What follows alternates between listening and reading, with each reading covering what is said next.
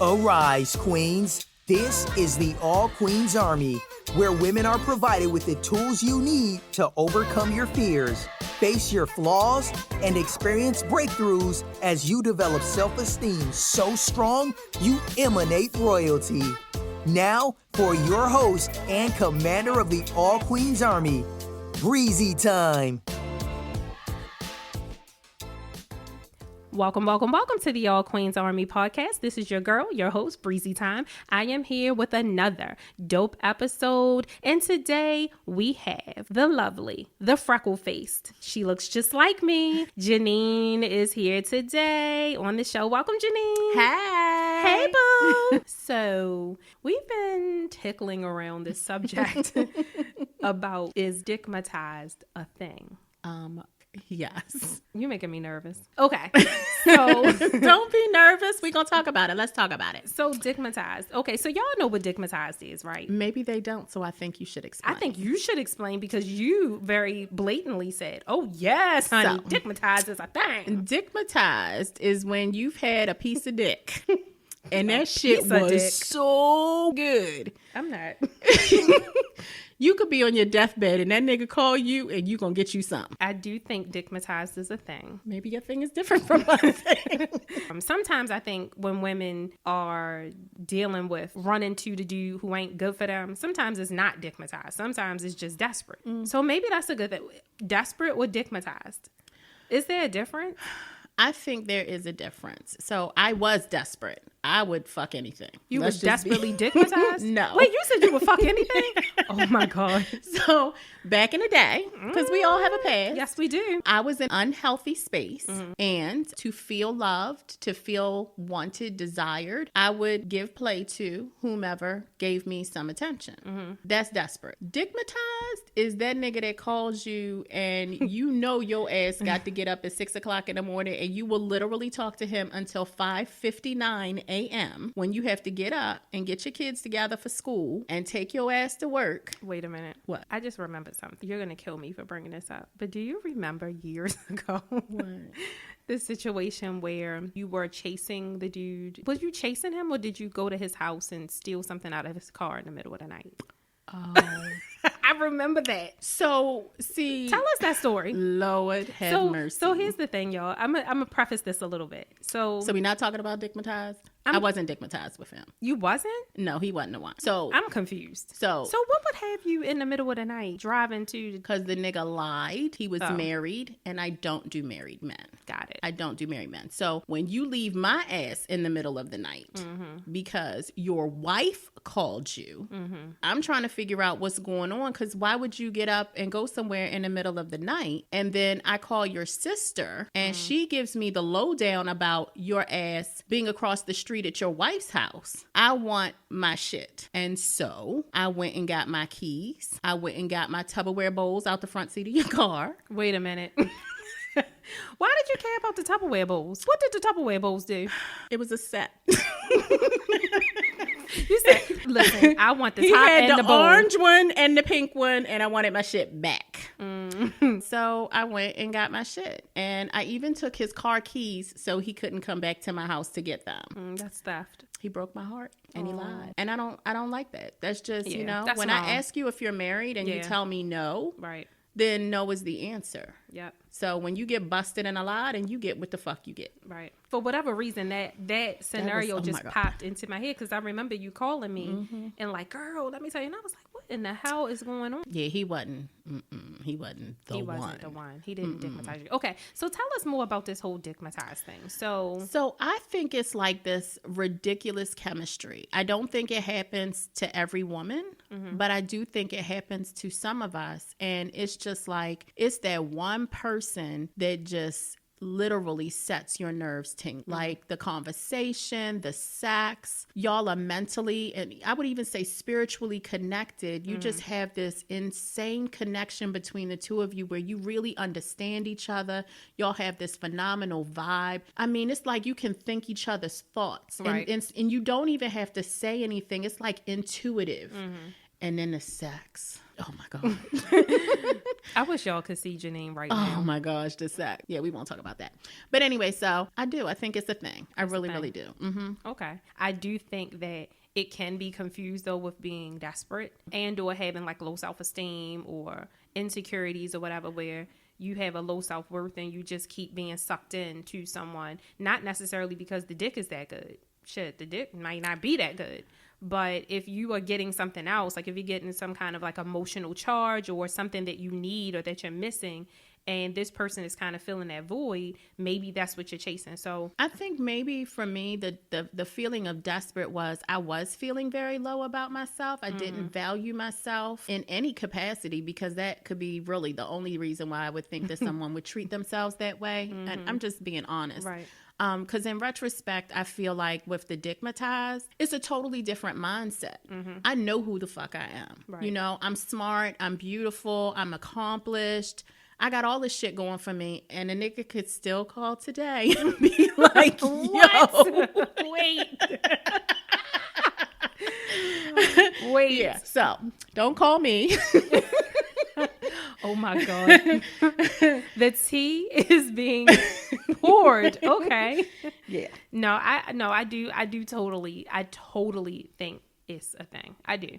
I just think that sometimes it's intertwined with some other issues with our self-esteem and our worth, because like when I think of Dickmitized, what I think is that this isn't a whole relationship. It's a sexual experience. It's a physical experience that you are engaged in, and that you're getting something from this person that's filling a void that you're missing. And it could be something missing from different women. Some women may feel like they feel a void of just having company. Some women may feel like they feel a void of just someone cuddling with them, spending time with them, Netflix and chilling, or feeling beautiful, feeling sexy, feeling desired, feeling like somebody is missing you. There's so many different voids that we can go through. And I think that sometimes you feel good because the sexual experience is so satisfying, and you tie other shit into the sexual experience. You know what I'm saying? But it's really not the motherfucker is that good. It's really not like he a good dude, like he the American type, or he's the type of person who is going to take care of a family or that you can spend the rest of your life with. It's just this physical, like somebody just charging you up and giving you some energy that you need, but it's not long lasting. Yeah, because I feel like they fulfill like certain aspects of material that you would want to be with, but it's not sustainable. Right. And that's the difference, right? So the Dickmitized guy, if y'all don't know, isn't my husband. However, I have a phenomenal relationship with my husband. Of course. And he fulfills all of my needs. Right. And he's sustainable. Right. He's safe.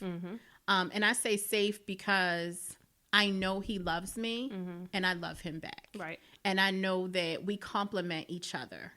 And I know that together we can conquer the world. Right. And that is exactly what we're doing. While I joke and say, you know, the whole Dickmitized don't call me thing, I really don't want him to call me. But I'm just saying, you know. Block his number, girl. Block his number. Girl, I deleted it because it's just too much temptation. He just like, there's just a part of me that he fulfilled some very kinky things about myself. I was actually talking about this at lunch today with one of my girlfriends, and I was like, when we would hook up and act like we were strangers.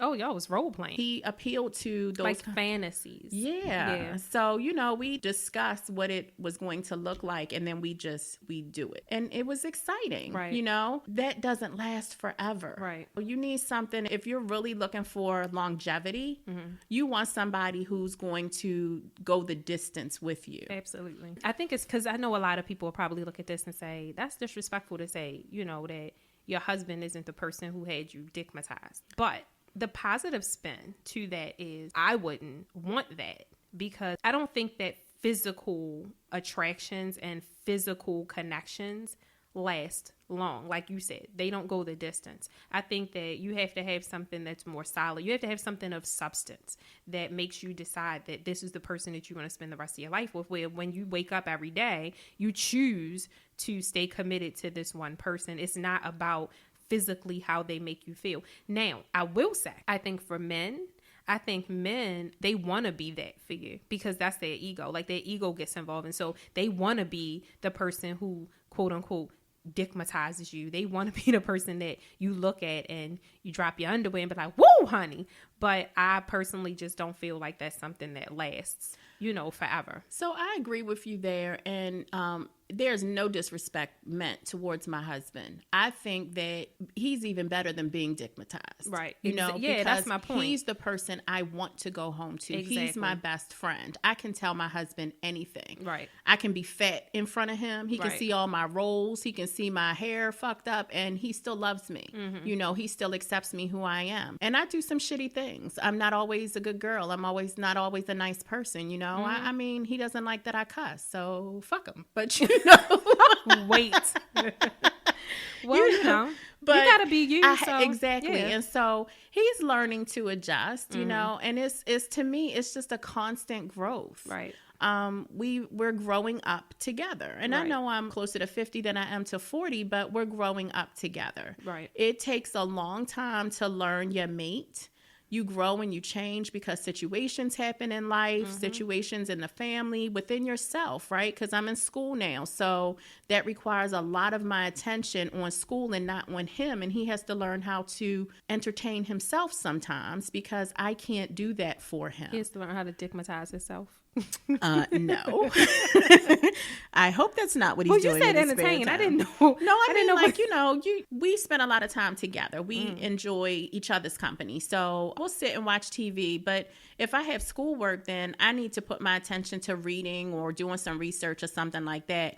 And when I'm doing that, sometimes he'll come into my office space and he'll sit in the recliner and he'll watch TV or be on his phone or something just so we can be in close proximity. Mm-hmm. But most of the time, like he's in one part of the house and I'm in another part of the house because I need to be able to put my full attention to what I'm doing. Mm-hmm. That's what I mean when I say he has to entertain himself. But that's sometimes hard for him because he'll get on the phone and that entertain yourself is out the door because now everybody else is entertaining him on the phone and I have to hear it. Girl. So I have a question. Sure. You talked about like fantasies and stuff like that, and like guy who had you dickmatized. Sure. You feel like he fulfilled like some kinkiness and things like that. Because I want to bring out the point that we can have these conversations because we are adults and we have needs and we like sex. Like we need to be fulfilled and to be satisfied as well. Mm-hmm. So just because you're married or because you choose not to be with the guy who dicked you down, you choose not to be with him. Like he's not the marrying type per se. It doesn't take away from the fact that you're still a woman and you still have needs. So with all of that being said, is there a possibility that you can kind of have one and the same where you can say to your husband or the man you spend the rest of your life with, I want to do some kinky shit or I want to do some fantasy stuff? Like, can we bridge the two together? or is it just one of those things where it's like the dickmatized guy is the bad boy, is probably the guy that's not good for you, but the dick is good. And then on the other hand, you have the wholesome guy, the guy that you marry, the guy that you spend the rest of your life with, who may not have the same level of sex appeal to you that the dickmatized guy has. And is there a way to fuse the two, bring those characteristics over into your marriage? So what I will say is I think it depends on the couple because I think that some people are only as comfortable as they are in the skin that they're in. They may have some inhibitions. I think that happens a lot of times. I think it's a lot of dudes out here that will tell you they will dick you down from one side of the bed to the other, and you give them the opportunity and you still be on one side of the bed. Maybe you never even made it to the bed. How about that? Okay. So I think it's worthy of some real serious open conversations about expressing your need and being willing to experiment. Like it may not happen overnight. It may take some talking to. It may take some coaching. That was kind of where I was going with it. Yeah, because I think a lot of women think that I'll never forget. I had someone very close to me come to me and say, I have sex with this particular person and it's like it happens so fast. Like it's over before it really even starts. And I'm just like, wow. And they're like, and I thought it was like it was on TV. Like it was rose petals and he was going to draw me a bath. And I was just like, so that's not how sex really happens. I mean, I do think on a special occasion, your man might draw you a bath and throw some, $12 rose petals down on the ground for you. But that's not sustainable. Right. It's not real life. Sometimes we have those men who they're done before they get started. And so why are you looking like that? I mean, I'm just laughing. You know, I had that experience too. And sometimes you just gotta slow shit down. So I got a question, right? So I have a question. What? So as men get older, oh Lord. do they like what happens when like their knees are hurting and Y'all probably need to switch up positions.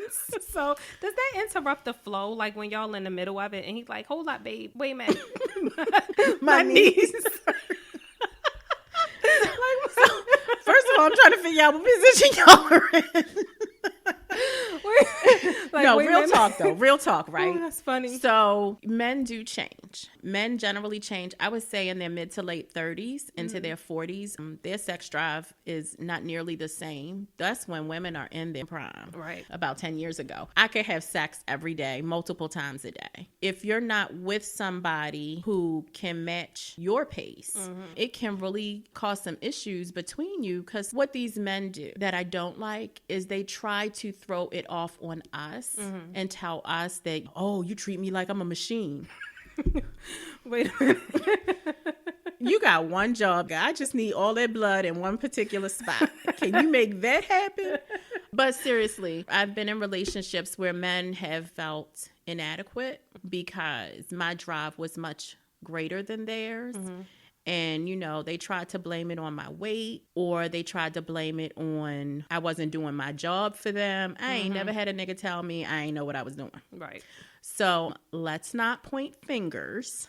Let's look in the mirror and own your shit. If you need a little blue pill, then you need to go talk to somebody about that. I think that might be hard for men, though, to it's actually very admit. hard for them. Yeah. It is. But the other side of it is you cause women to feel inadequate about themselves. If you're not a secure woman, it can really send you into a spiral of desperation, fucking anything that will fuck you, because the one that you wanted to be with, or the one you thought you wanted to be with, rejected you because they were dealing with some internal shit. Right. And you know, men don't go to the doctors. So if your man got diabetes or low blood pressure or high blood pressure, something like that, his blood flow to his dick region is not happening like it should, and he's not going to be able to maintain an erection. So that's hurtful when you're doing everything you're supposed to do and you're not getting the kind of reaction that you expect. Or if he's a drinker, because drinking will do that shit too. You got somebody that drinks a lot. If he can get a real good erection, you got to keep her. Wait a minute, because that's contrary to what I've heard. Really? I've heard there's this term called Hennessy dick. Guys always say stuff like, "Oh, you don't want that." Really? I have been around the way quite a few times. I love the fact that you're open enough to admit that. Because, I mean, it's the truth, though, right? So before I was married, I was in my early 40s, or actually, I guess my late 30s. And the dating pool that I was dealing with was older than I was. So they were in their 40s, low 40s to, I would say, as old as in the like low 50s. They had careers, maybe a second career. They'd been married, had kids. They were drinkers. So, I don't know about so their dick didn't. Hennessy wasn't. Yeah, I don't know where, and I swear, like I've for a young guy. Oh, okay, I got you. That makes more sense. A young guy? Oh, absolutely. Because I've heard, I'm telling you, I've heard men say it. I've heard women say it. I even see like memes and stuff on Instagram where they like, you know, you don't want that Henny dick. No, I don't.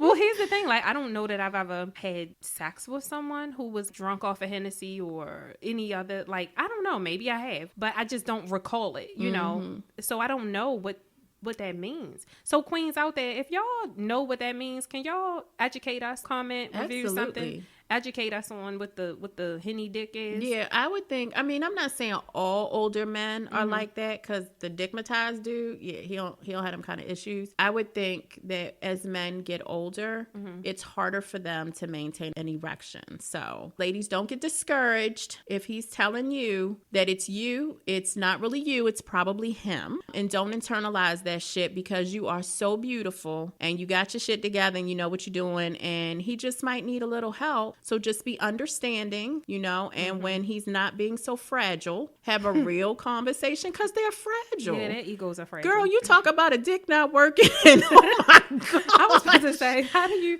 like, do you even, well, you do have to have that conversation. You do. But if the penis isn't. Don't say penis. Why? Because it's a dick. It's a dick and a penis. All Whatever. right, so if the dick isn't getting hard, is it getting hard and then not staying hard, or is it? Oh, okay. That's usually what happens. Like it's hard and doesn't. It stay gets hard, but it's not. You know, when you was 16 and y'all was, I mean, you was boning, right? That was like for real shit. Well, now it's like this.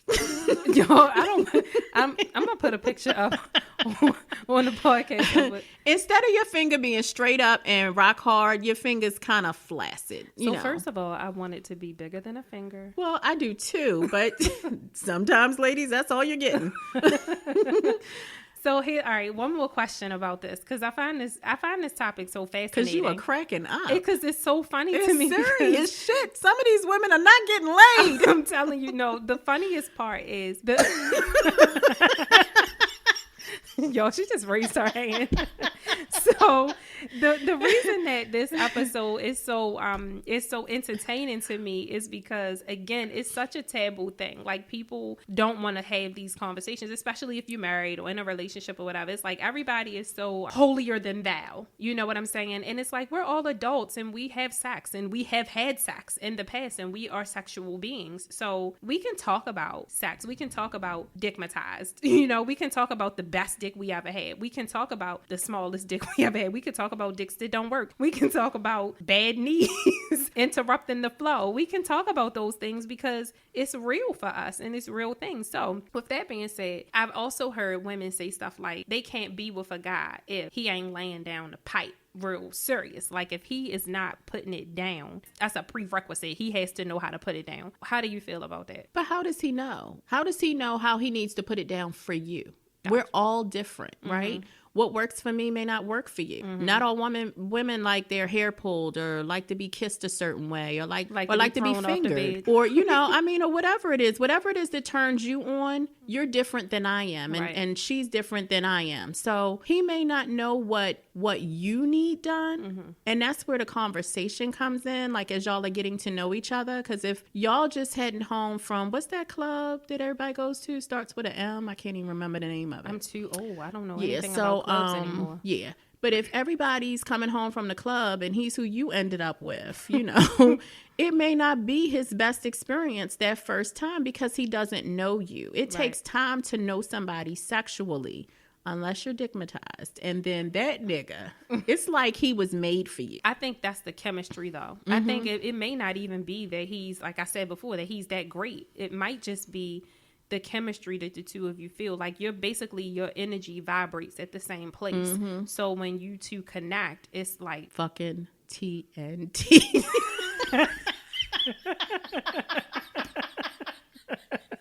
See, that is not what I was about to say. It's like an explosion. Literally.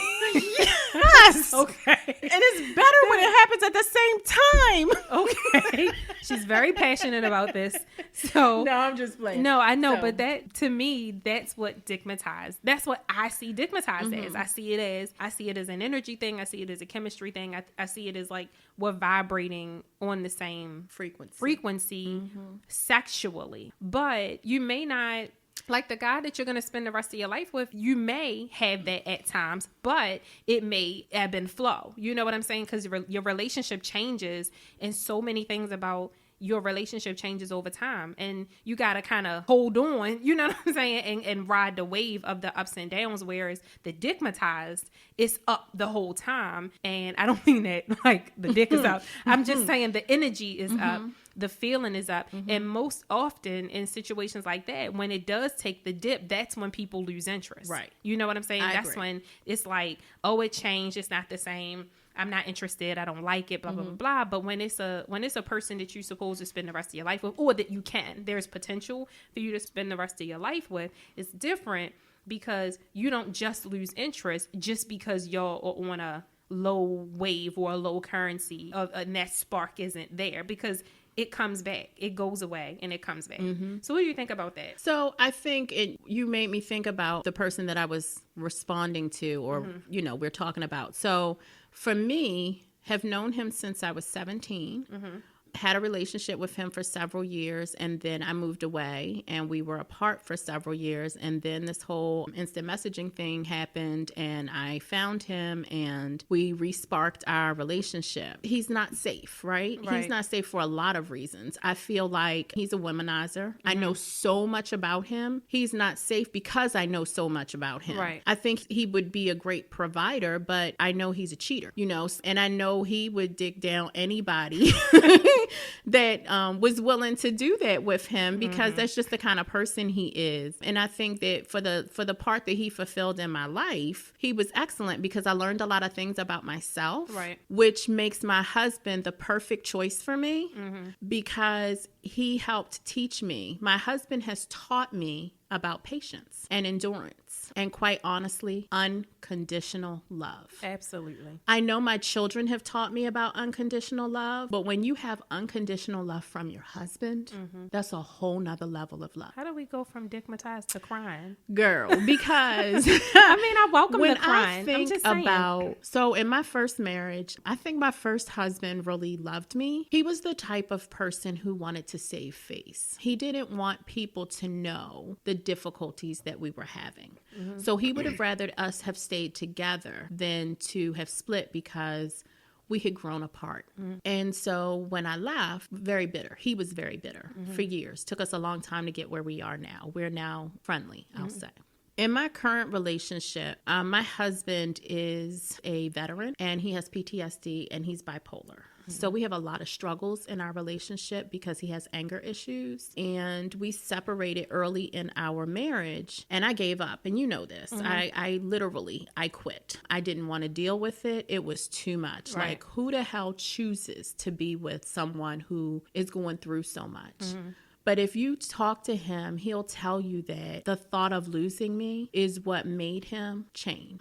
He went into AA and all of this stuff. So he's a different person. And when I recommitted to loving him, it was life-changing, because that's what marriage is about. Marriage is about being real. Marriage is about being yourself. Marriage is about making a conscious decision every goddamn day to love that person no matter what. And we've been through some shit. We really have. And we choose every day to stay together, no matter what. And that's what got me choked up, because I love him so much. And when he looks at me the way that your husband looks at you, you know that they love you. Because when I saw your husband look at you at the top of that aisle, I was like, Lord. But he had that look in his eye. And I knew that you had found the one. And I was so happy for you. Aww, because that is a phenomenal feeling. It is. And it's something that you should cherish and you should work for. And to add to that, I think that that's the guy that we should choose, because there's so many different types of men that come into our lives. And a lot of times we choose the one who we are either dickmatized by or somewhere in the dickmatized arena. We choose a physical feeling of pleasure and enjoyment instead of choosing the person who absolutely is in love with us. Because I'll be the first to admit, I didn't always understand that. I didn't always understand the guy who's super in love with you. Before you're evolved and before you're mature, you kind of think they're corny. You don't like the fact that they cherish you so much. It's annoying. It's a turnoff. But once you really start to grow and you realize, oh no, that's actually exactly the type of person that I should be with, then you choose the person who absolutely loves you unconditionally, loves your dirty drawers. That's what the old people used to say. Love your dirty drawers. And then you fall in love with how much they love you. You know what I mean? Absolutely. So it's like a lot of times women say, the man I married was the opposite of everything that I always wanted, or the opposite of what I've always been attracted to. He's the complete opposite. And I think that's because what we're attracted to a lot of times is filling voids. It's filling physical voids. It's filling voids from when we were children. It's filling daddy issue voids. It's filling all of these things that we're kind of using this person. We're using sex. We're using external relationships to fill the holes that we have, that life has kind of put in us, right? Because life is hard and you get wounded. It's like a battle. And you have all these wounds and you're trying to fill the wounds with these external relationships with people, with sex, with things, with material things, with all these things. You're trying to decorate yourself. All you need is just the person who genuinely loves you. And it's not even about what they look like. Are they fat, skinny, tall, bald, bearded, whatever? Those are all of the external things that we tie ourselves to. But truthfully, it doesn't matter what that guy looks like. When you really let that true, genuine, unconditional love in, you see him as like a light of love. You don't see him as the physical being that's standing in front of you. It becomes different. It becomes spiritual. And so that's why I wanted to talk about, why did you hit the microphone? I didn't mean to hit the microphone. I was pointing at you because I was going to say to you, it's spiritual. Yeah, it transcends from physical to spiritual, but you have to allow yourself to let that transcendence, is that a word? Occur. So the Dickmitized, I think, it's almost a distraction. You know what I'm saying? It's a deterrent. It is in the Bible they say that a life is about the spirit versus the flesh. You know what I'm saying? The ego versus the spirit. And I think that's, to me, what Dickmitized represents. It represents, am I going to constantly fill myself the physical satisfaction, or am I going to rise above that and seek out something deeper, something more substantial, something long that creates longevity? Does that make sense? It does. But I think what ends up happening is some of us are so in tune to the worldly desires. Yeah, that's the word I was looking for. Thank you for saying that. And so what ends up happening is you keep appealing to hanging with the Joneses, or, you know, just trying to be down with what everybody else is doing or what you think everybody else is doing. Right. Because your good girlfriend may tell you, oh, my husband this, my husband is that. Nobody really knows what happens behind closed doors. Exactly. I think we all want to portray ourselves as being better than we are. But, you know, one of the things that I love about your podcast, Bree, is because shit is so real. Like, we can come and really have a conversation. We got to. Babes, that's not real. Yeah. It's not real. You know, being Dickmitized is great when it happens. It is. It really is. And it can fulfill some very needed spaces in your life. Right. But at the end of the day, he's not the one. Right. He's likely not the one. Yeah. There are some who I think it could work. I agree. And it'll be fucking phenomenal. And that's the kind of shit, lucky you know, it's bitch. like movie. She is. She really Seriously, is. yeah. But for the rest of us normal hoes, that shit ain't real. And what you really want is you want the guy who is so in love with you. Yes, you do. That he will give up the bottle. The alcohol? Literally, yes. My No, husband really. has not had a drink in 7 years. That is amazing. And I am so Congratulations. proud of him. You should be. That's awesome. I really am. And it's because it makes him a whole different person. Right. And I don't like who he is when he drinks, and he doesn't like who he is when he drinks. And so he makes a choice every single day, because I drink around him. We drink around him. Right. And he gets his little non-alcoholic beers and he's happy. You know, give him some crabs, he's real happy. Right. And we have a really good, solid relationship. And it's what made me want to do what I'm doing now. So I'm really excited about what you're doing here. And I think it's real talk. And I really think that it should happen more often among us, because I think we sometimes spend, especially if you listen to these celebrities out here, we sometimes spend so much time listening to what Cardi B and Nicki Minaj is arguing about and all that. That's so, oh my gosh, for real. Right. Like, why do we care? Right. Worry about yourself.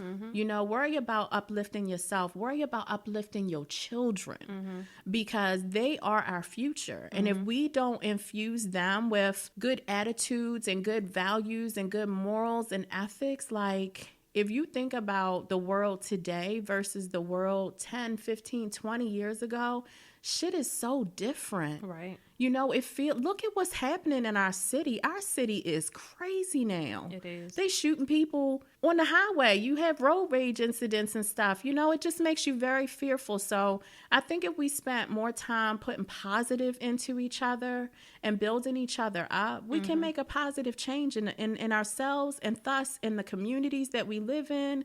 And maybe it'll have a ripple effect and keep going. Yeah. You know, so Good job, Bree. Well, thank you. I mean, my whole thing is, like I said, the last episode that I recorded, it was in the Motivate Her segment. And that episode was about kind of my journey. It was obviously a very condensed version of my journey to finding love. And in that journey, what I realized was that what I was always wanting, what I was searching for, what I was hoping for, it wasn't really love and feeling safe per se, which is what I thought it was, but it was freedom. Me seeing how free I feel in this space in my life. At this moment, I'm 38 years old. It took a lot of work for me to get here and for me to feel free. The best thing that I can do is have a platform for other women to feel free, to talk about what they want to talk about. If we don't free each other, nobody else will. And I just want people to feel free to talk about whatever it is that they're talking about, because there's some other woman who's listening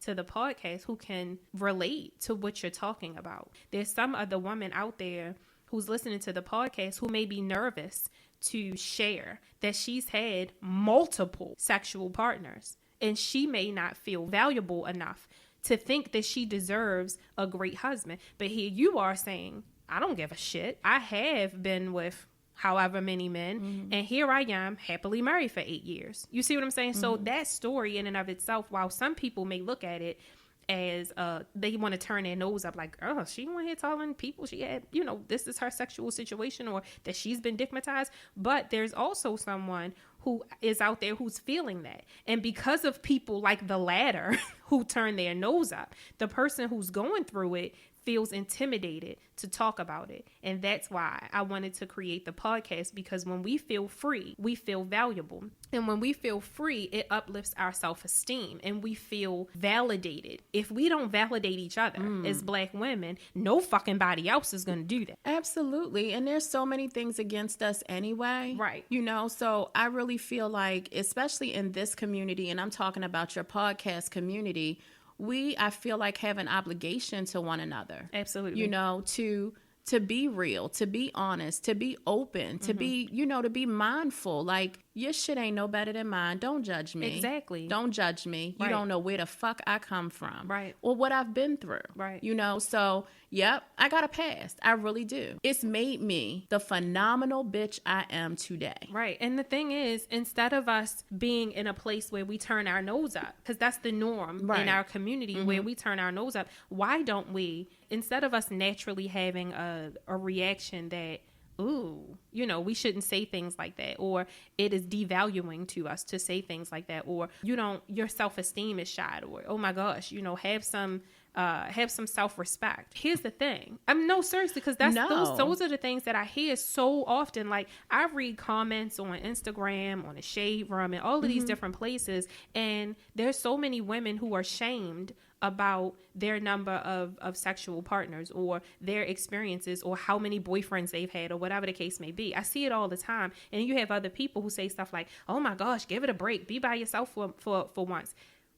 Okay, maybe that's a good point. But instead of looking at it negatively, why don't we say, wow, you're very courageous for being open enough to express that in a world where so many other people are putting it down? Like, why can't we see the positive and the strengths in everything that we do? Because everything that we do, of course, you can look at it and you can see the flaw and you can critique it, but you can also choose to look at it and say, I envy that, because I don't know if I would be that brave. Or a woman who, again, there may be a woman who's stuck, who maybe has had quite a few sexual partners, and maybe she feels, again, intimidated, not worthy, like, I'm not going to find a husband because so many people poured into your mind that men don't want a woman who's been with da-da-da. But then you have women who maybe they have had a lot of sexual partners and they are happily married with a dope ass man who loves the fuck out of them. So why can't that woman say, hey, this is my experience, this is why I did what I did, but now it has helped me grow and blossom and evolve into this wonderful woman who is able to sustain a great marriage for 8 years. Why can't we say, bitch, that is amazing? Because it is. It is. Because a lot of times it's jealousy. You think so? And it comes from a very judgmental space. I think it's judgmental. But why? Why are you judging me? Right. What's your story? Right. Well, that's the thing too. If you're judging, are you courageous enough to tell your story? Well, Not even if you, but you know what I mean. But even if you told it, are you going to tell the truth? Exactly. Right. Are you going to tell the whole story, or are you going to craft it into what you want it to be? So me coming here and sharing today, yes, I put all my laundry out there. It was a whole bunch of it, wasn't it? Girl, well, you pulled but a I'll lot tell of you tea. what, if I touched one person, it was worth it. Absolutely. And that's my point. And that's why I started All Queens Army. And that's why I'm so grateful for the women who have been brave and courageous enough to come on the show and tell their stories, even myself, because I've shared some things about my story. But I think that we have to start giving each other credit for being willing to go out there and talk about things that everybody else is pretending they're not doing or acting like they're too good. You know what I mean? And it's like, girl, cut it out. We're all adults. We're all grown. We all have been with somebody, multiple people, some of us. So what? Like, so maybe that's the direction that our life was supposed to go so that we could grow into where we are. Like, you can't judge someone else's path. So thank you for coming on and talking about that. I thought Dickmitized was hilarious. I thought it was so funny, but you see how we turned it into something absolutely serious and something positive, right? Because I think it's important that we're all able to share our truths. I think that it helps us develop as women. It helps us figure out where you came from so you can figure out where you want to go next. Right. And to see the progress that you've made in your life. Because I think a lot of times we think, oh, woe is me. It's the same shit, different day. And if you really took stock of everything that you've accomplished in your life, you've done way more than you give yourself credit for. Absolutely. Well, that was fun. I really enjoyed our conversation. It was so much fun. We're going to have you come back and tell us another juicy story, honey, because the story about the married man, honey, was juicy, and I enjoyed that. But you told us a lot of stories. You told us about that situation. You told us about a situation where you were dickmitized. You told us about your ex-husband. You told us about your current husband. A lot of men, didn't I? Well, you know, I wasn't going to say it. I'll let you say it. The tip of the iceberg. Oh, was it? It's more? Yeah. Girl, listen, we're going to have a part 2. You come and tell us all the rest of it. No, but I think that is, it's freeing. It makes you feel strong. You feel like, you know, I don't give a shit what anybody has to say about me. And you walk in and you live in your truth. And that's what's important.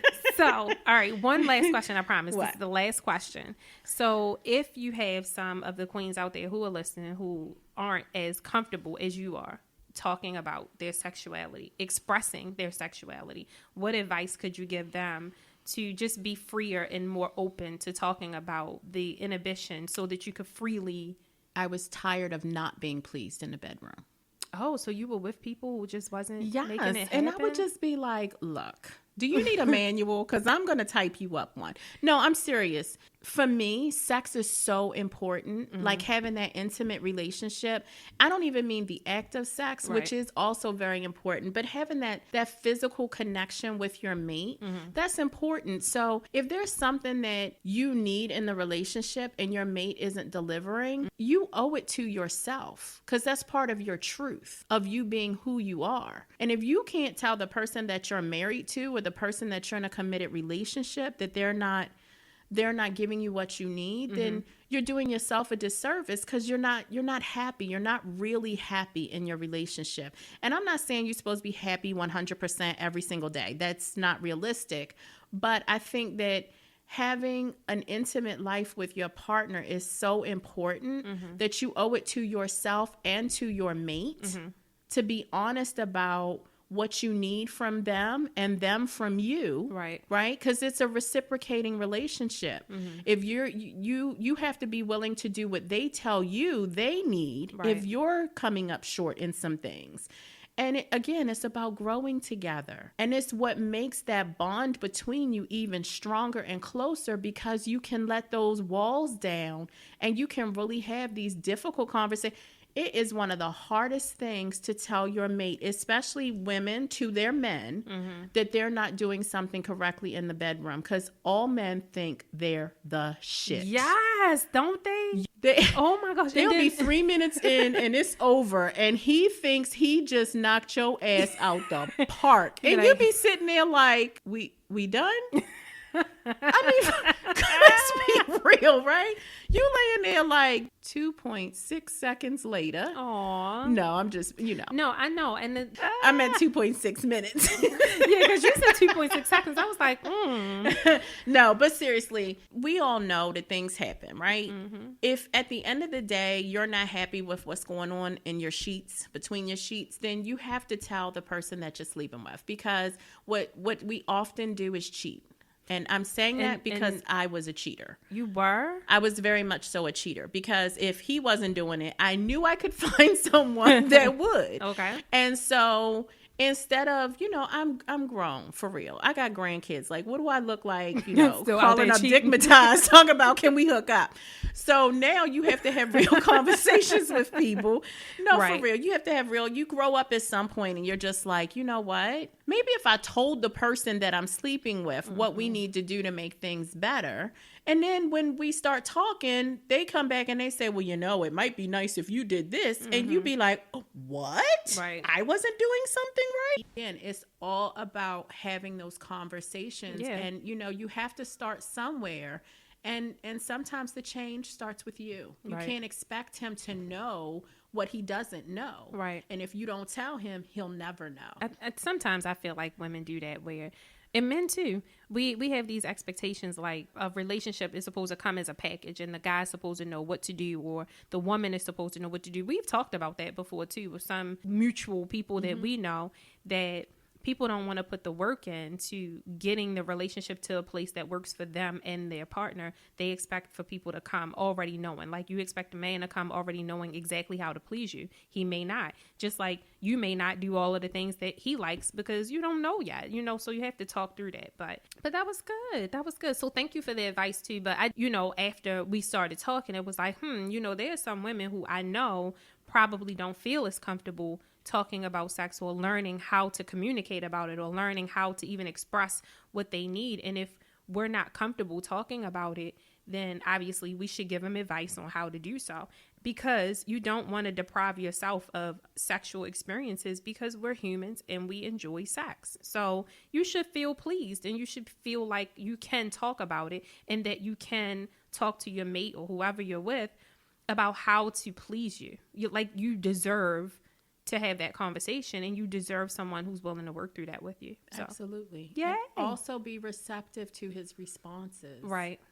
You have to it has to be a safe space. You can't attack each other with it. It's not about what he's not doing. It's about what you need him to do. So Right. you have to approach him with that mindset, because if you need him to do something for you, you don't want to attack him. It's not going to go well, Right. So, but also be open to what he may share on the flip side of that, because there may be things that you have to do for him that he wasn't sharing with you as well. Right. That's a good point. Wow. Thank you so much, Janine, for coming and talking to us about Dickmitized, because this episode was really funny. I don't think that any of the episodes have been funny. Most of the episodes have been more serious and talking about serious issues, even though we did talk about some serious stuff. But this one was actually really, really funny. So thank you for entertaining us. Thank you for being open. Thank you for sharing tips on how women can be more comfortable. Thank you for being vulnerable enough to share your past and your experiences. We really, really appreciate that in the queendom. So with that being said, ladies, that's it for today's episode. I love you, queens, so very much. I wish you nothing but blessings, happiness, love, and light. Also, make sure that you subscribe to the podcast. All Queens Army is on Google Play. It is on SoundCloud. It is on the website at www.allqueensarmy.com, and it is on Apple Podcasts. And remember to please leave a review. Let me know what you think about the episodes and about the content. And if you want to contact me, I can be contacted at Breizy@allqueensarmy.com, and that's Breizy. I love you, queens. Have a wonderful day, and God bless. Bye. Bye. Thank you for listening to the All Queens Army podcast. If you want to connect with Breizy Time and the All Queens Army, be sure to follow them on IG and Facebook at All Queens Army. Or head over and check out the All Queens Army YouTube channel. Until next time.